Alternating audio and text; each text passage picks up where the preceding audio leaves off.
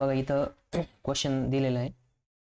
Without using calculator find the value of sine 22 degree cos 30 into cos 38 degree plus cos 22 degree into sine 38 degree. ठीक आहे.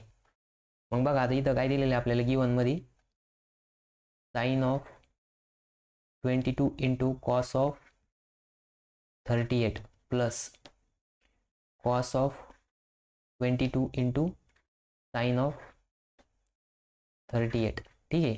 आता हे जर actually तुम्ही बघितलं तर हे एक्सपान्शन आहे कशाचं, साइन ए प्लस बीचं. साइन ए प्लस बीचं एक्सपान्शन काय राहतं, साइन ए कॉस बी आणि प्लस कॉस ए साइन बी. Sine B. ठीक आहे.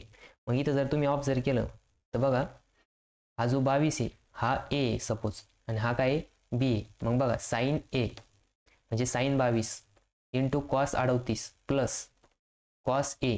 कॉस ए काय आहे 22 आहे, 22 कॉस ए म्हणजे कॉस 22 इंटू साइन 38. ठीक आहे. म्हणजे याचा अर्थ हे काय आहे की याचा अर्थ असा आहे की साइन 22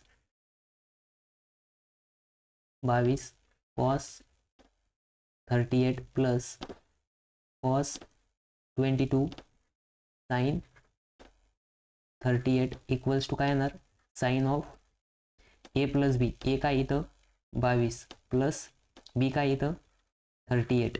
ठीक आहे. 38 म्हणजेच याचा अर्थ काय आहे की साइन ऑफ, मग बघा 22 प्लस 38 किती होणार, मग 2 इथं 0. ठीक आहे. त्याच्यानंतर न एक इकडे गेला म्हणजे 3 आणि 2 5 आणि 1 6 म्हणजेच इक्वल्स टू येणार आहे साइन 60. मग साइन 60ची व्हॅल्यू किती राहते, मग साइन 60 इक्वल्स टू किती येणार, √3/2.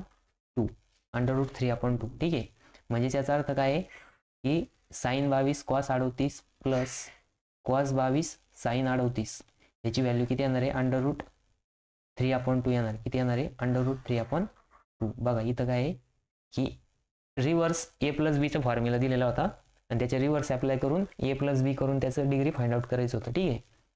मग आपण ते फाइंड आउट केलंय. ठीक आहे. असा प्रॉब्लेम जर आला तर पेपरला 2 मार्क लिहिल.